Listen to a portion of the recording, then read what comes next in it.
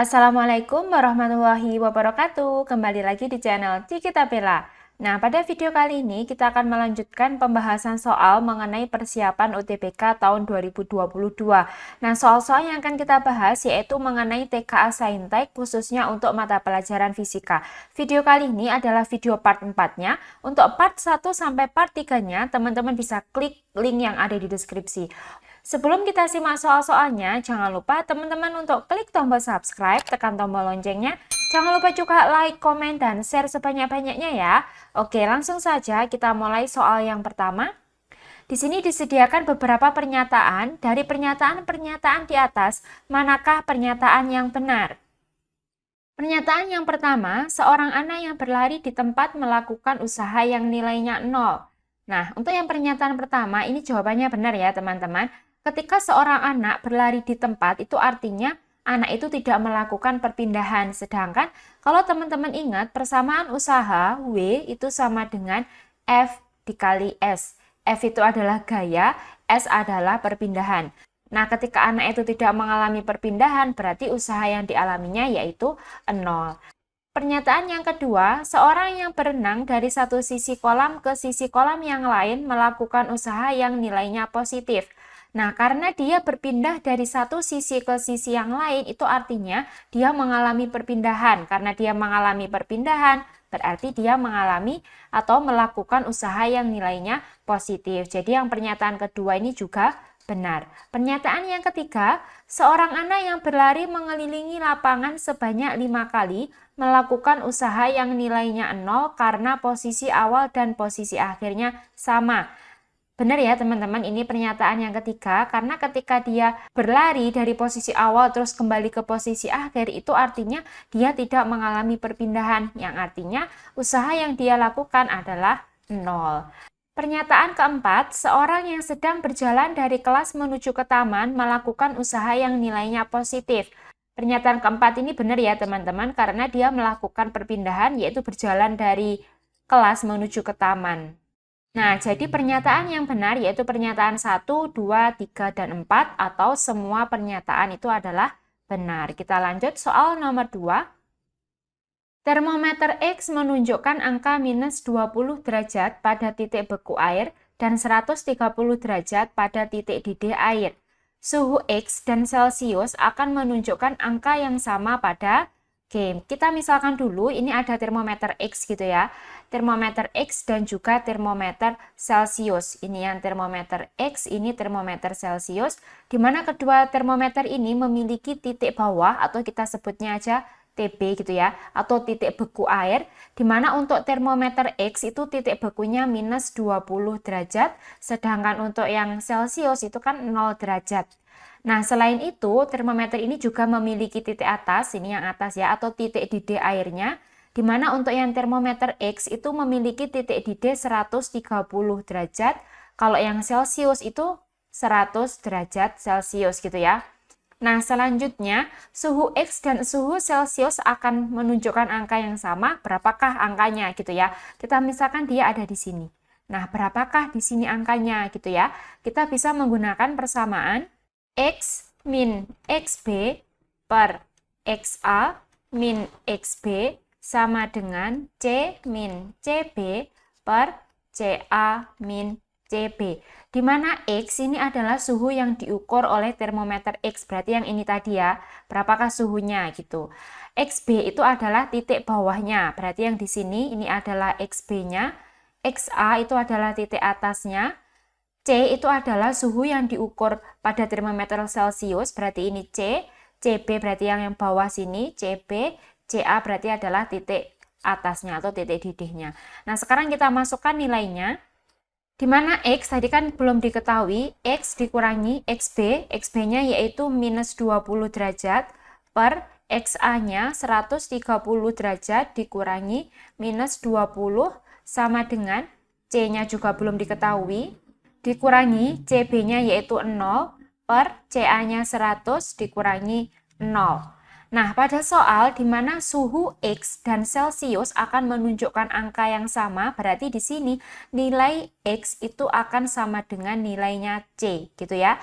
Berarti yang X ini nanti kita ganti dengan C, sehingga jadinya C ini min kali min, yaitu plus 20 per 130 plus 20, yaitu 150, sama dengan C per 100. Nah, selanjutnya kita kali silang ya, kita lanjutkan di sini. 100 dikalikan C berarti ada 100C ditambah 20 kali 100 itu 2000 sama dengan 150 dikali C berarti 150C. 100C kita pindahkan ke kanan sehingga 2000 sama dengan 150 dikurangi 100 yaitu 50C, maka C sama dengan 2000 per 50 gitu ya. Nolnya kita coret, 200 dibagi 5 sama dengan 40 derajat. Jadi suhu X dan Celcius akan menunjukkan yang sama yaitu pada angka 40 derajat. Itulah pembahasan soal nomor 2. Kita lanjut soal nomor 3. Kamu sedang berdiri di pinggir danau melihat seekor ikan berenang mendekati. Jika kamu ingin menembak dengan senapan laser berdaya tinggi, senapan harus diarahkan. Apakah yang A lebih ke atas dari posisi ikan, yang B lebih ke bawah dari posisi ikan, yang C sama dengan posisi ikan, yang D tidak bisa ditentukan, atau yang E tergantung kecepatan ikan berenang. Nah, ini berkaitan mengenai optik, di mana ketika ada suatu benda yang ada di dalam air, maka akan terjadi peristiwa pembiasan cahaya di mana ikan yang sebenarnya itu ada di bawah, di sini objeknya, dia akan kelihatan lebih ke atas. Itu yang kita lihat adalah bayangannya. Nah, karena itu maka kita perlu mengarahkan senapan ke bawah dari posisi ikan, atau jawaban yang benar yaitu yang B. Senapannya diarahkan lebih ke bawah dari posisi ikan. Nah, kita lanjut soal nomor 4. Jika sebuah mesin Carnot menyerap kalor dari tandon panas bertemperatur 120 derajat Celcius, berarti ini suhu panasnya, kita misalkan T1 sama dengan 120 derajat Celcius, kita rubah menjadi Kelvin, yaitu 393 Kelvin, dan membuang sebagian kalornya ke tendon dingin bertemperatur 0 derajat Celcius. Yang dingin kita misalkan T2 sama dengan 0 derajat Celcius, kita rubah menjadi Kelvin yaitu 273 Kelvin. Maka efisiensi terbesar yang dapat dicapai mesin tersebut mendekati, oke, berarti di sini yang ditanyakan berapakah efisiensinya gitu ya. Dimana persamaan efisiensi sama dengan yaitu 1 dikurangi suhu rendah atau T2 per suhu tinggi atau T1 dikalikan dengan 100%. Nah, sekarang kita masukkan nilainya. Efisiensi sama dengan 1 dikurangi suhu rendahnya tadi 273 per 393 dikali 100%. Sama dengan, yaitu 1 dikurangi, nah ini nanti kalau dibagi hasilnya yaitu 0,695 dikali dengan 100%. 1 dikurangi 0,695 itu sama dengan 0,305 dikali 100%, berarti hasilnya nanti efisiensinya sekitar 30,5%. Nah, inilah jawabannya. Jadi jawaban yang benar adalah yang B. Nah, soal-soal ini nanti akan diposting di IG-nya Belajar Bareng. Jadi buat teman-teman yang mau belajar bareng bisa follow IG-nya @belajarbareng, di mana teman-teman juga bisa mengirimkan soal via DM. Nanti akan kita bahas bareng-bareng di video di YouTube ini ya. Jangan lupa follow IG-nya Belajar Bareng. Oke, sekarang kita lanjut soal nomor 5. Di mana di sini disediakan 2 buah kawat yang disusun atau dibentuk kotak atau persegi. 2 kawat persegi panjang ditempatkan seperti pada gambar. Apabila arus I pada kawat luar mengalir berlawanan dengan arah jarum jam dan berkurang itu maksudnya nilainya ya menjadi lebih kecil, maka arus listrik induksi pada kawat dalam akan, apakah yang A mengalir searah jarum jam dan mengecil, B mengalir searah jarum jam dan membesar, C mengalir berlawanan dengan arah jarum jam dan membesar, D mengalir berlawanan arah jarum jam dan mengecil, atau yang E mengalir berlawanan dengan arah jarum jam dan konstan. Nah, saat arus listrik I mengalir pada kawat luar, yaitu yang arahnya tadi berlawanan dengan jarum jam, maka di sekitar kawat tersebut akan muncul induksi magnetik yang nilainya akan mengecil dikarenakan nilai arusnya juga berkurang. Di sini tadi disebutkan bahwa nilai arusnya berkurang. Nah, maka akan terjadi perubahan induksi magnetik gitu ya. Nah, perubahan induksi magnetik ini nanti akan menyebabkan kawat pada bagian dalam itu akan terinduksi sehingga timbullah arus induksi gitu ya. Nah, berdasarkan hukum Lenz, arah arus induksi yang timbul akan menentang arah penyebabnya. Nah, sehingga arah arus induksi yang berada pada kawat dalam itu akan berlawanan dengan arus yang ada di kawat luar. Kalau kawat luar tadi arah arusnya berlawanan dengan jarum jam, berarti sekarang dia akan berlawanan. Berarti dia nanti akan searah dengan jarum jam. Berarti jawabannya antara yang A atau yang B. Nah, karena tadi nilai arusnya itu juga berkurang, otomatis nilai arus induksi yang ada di kawat dalam juga akan mengecil. Jadi jawaban yang benar adalah yang A. Kita lanjut soal nomor 6. Nah, di sini disediakan sebuah grafik hubungan antara waktu dengan posisi, di mana sebuah benda bergerak pada lintasan lurus dengan posisi setiap saat seperti pada gambar. Pernyataan yang benar adalah, oke, kita cek satu persatu. Untuk yang A, kecepatan rata-rata benda pada selang waktu 0,5 sampai 2 detik adalah 3 meter per sekon. Kita cek pada saat 0,5 berarti di sini benda berada pada 2 meter, sedangkan pada saat T-nya 2 sekon bendanya di sini. Nah, antara 1,5 sekon sampai 2 sekon ini kan bendanya berhenti karena digambarkan dengan garis lurus. Berarti dia mengalami perpindahan dari 2 ke 6. Berarti perpindahannya yaitu 4, selang waktunya 1. Berarti kecepatan rata-ratanya 4 meter per sekon gitu ya. Berarti yang pernyataan A ini salah.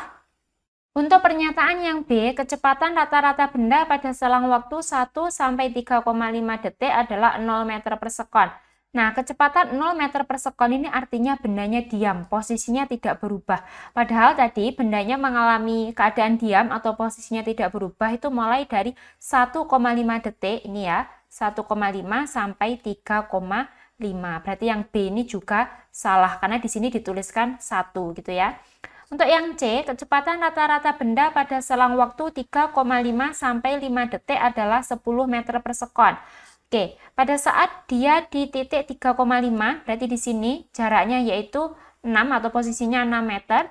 Pada saat waktunya 5 detik, berarti di sini yaitu ada 16 meter. Berarti perpindahannya 16 dikurangi 6. Selang waktunya 5 dikurangi 3,5 sama dengan berarti 10 per 1,5. Ini hasilnya sekitar 6, sekian. Berarti tidak sampai 10 ya. Berarti yang C ini juga salah. Nah, untuk yang D, kecepatan benda saat T sama dengan 4 detik adalah 10 meter per sekon. Ini juga salah. Dimana kalau kita cari kecepatan pada saat T 4 detik itu kita menghitungnya yaitu perpindahannya, berarti perpindahannya pada saat 4 detik itu adalah 9 meter. Pada saat 0 detik itu kan 0, berarti 9 dikurangi 0 dibagi selang waktunya 4 yaitu 9 per 4 berarti 2,25 gitu ya. Di sini 10, berarti yang D ini salah. Nah, untuk yang E, kecepatan benda saat T sama dengan 1 detik adalah 4 meter per sekon. Kita lihat pada saat dia 1 detik itu jaraknya 4, selang waktunya berarti 1, berarti benar ya. Di sini hasilnya 4 meter per sekon. Jadi jawaban yang benar adalah yang E. Kita lanjut soal nomor 7. 1 mol gas oksigen dipanasi pada tekanan tetap dan diawali pada temperatur 27 derajat Celcius. Jika diketahui konstanta gas sebesar 2 kalori per mol Kelvin, maka jumlah kalori yang diperlukan supaya volume gas menjadi 2 kali semula adalah, oke, kita tuliskan dulu yang diketahui. Yang pertama tadi ada 1 mol, berarti molnya atau N itu sebesar 1 mol. Suhunya T1-nya yaitu 27 derajat Celcius, kita jadikan ke Kelvin, yaitu 300 Kelvin.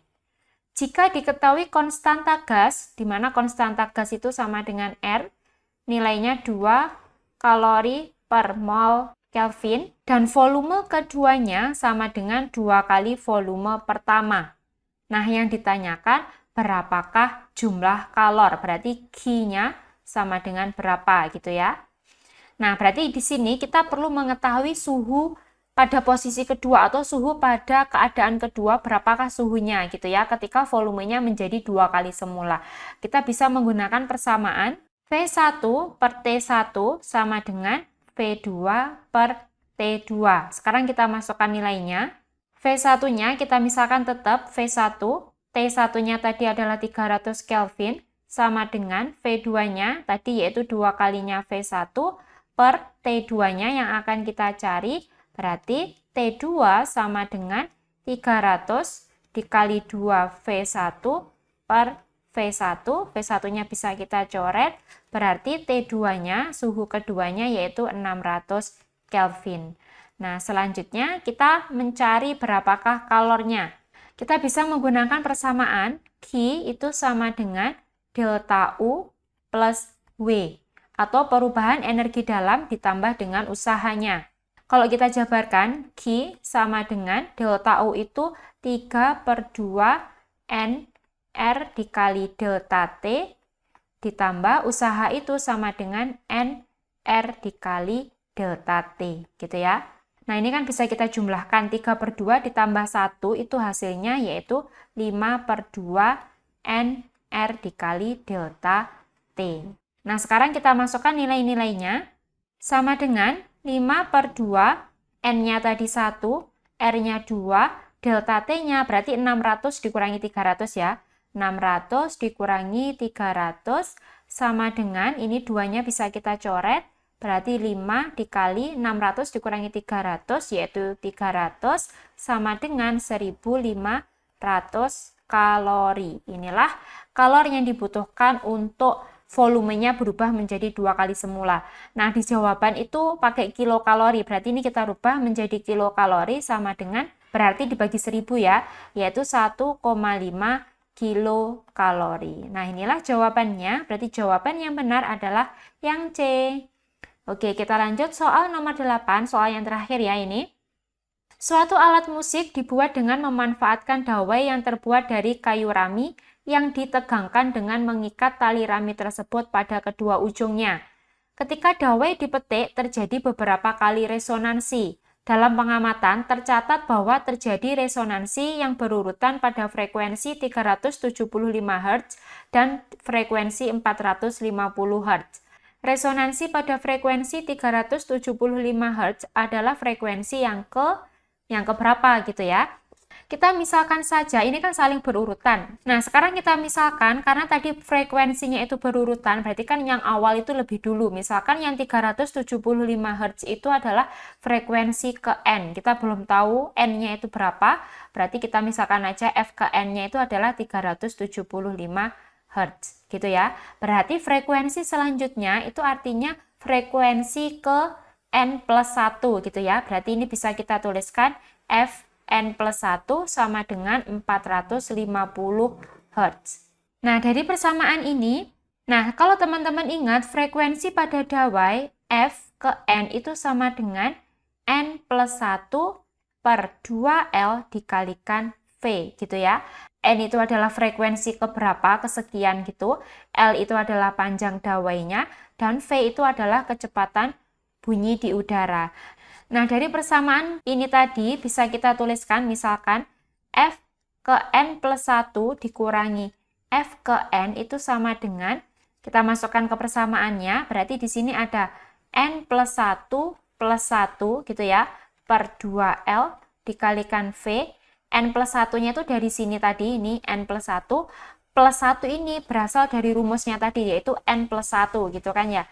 Dikalikan V, dikurangi untuk yang Fn, berarti N plus 1 per 2L dikalikan V. Dimana nilai Fn plus 1 tadi, yaitu 450, dikurangi F ke N-nya 375, sama dengan, ini kan ada nilai yang sama, yaitu V per 2L kita keluarkan, berarti di sini ada N plus 2, ini N dikalikan min berarti min N, ini berarti min 1, gini. 450 dikurangi 375 berarti 75, sama dengan V per 2L, ini berarti N-nya kan habis ya, 2 dikurangi 1 ya, 1, berarti nilai V per 2L-nya itu sama dengan 75. Nah, tadi yang ditanyakan resonansi pada frekuensi 375 Hz itu adalah frekuensi yang keberapa gitu ya. Berarti kita pakai yang Fn-nya tadi. Fn itu sama dengan N plus 1 dikali V per 2L gitu ya. Padahal Fn-nya tadi adalah 375, maka 375 sama dengan N plus 1, V per 2L-nya tadi kan sudah kita cari. Hasilnya yaitu 75 gitu ya. Sehingga kita peroleh N plus 1 itu sama dengan 375 per 75. 375 dibagi 75 itu kan sama dengan 5. Berarti N plus 1 sama dengan 5, maka nanti N-nya yaitu 5 min 1 sama dengan 4. Berarti 375 Hz itu adalah frekuensi yang keempat. Nah, berarti jawabannya benar adalah yang C gitu ya. Nah, untuk teman-teman semuanya, jangan lupa untuk follow IG-nya Belajar Bareng, yaitu @belajarbareng. Jika teman-teman memiliki soal-soal yang ingin dibahas pada channel YouTube ini, teman-teman bisa kirimkan soal-soalnya melalui DM di Instagramnya @belajarbareng. Nah, sekian tadi pembahasan soal-soal kali ini. Semoga video ini bermanfaat, semoga bisa membantu teman-teman untuk belajar. Semangat terus untuk semua para pejuang UTBK tahun 2022. Semoga kalian semua diterima di PTN yang kalian inginkan. Sekian videonya. Wassalamualaikum warahmatullahi wabarakatuh.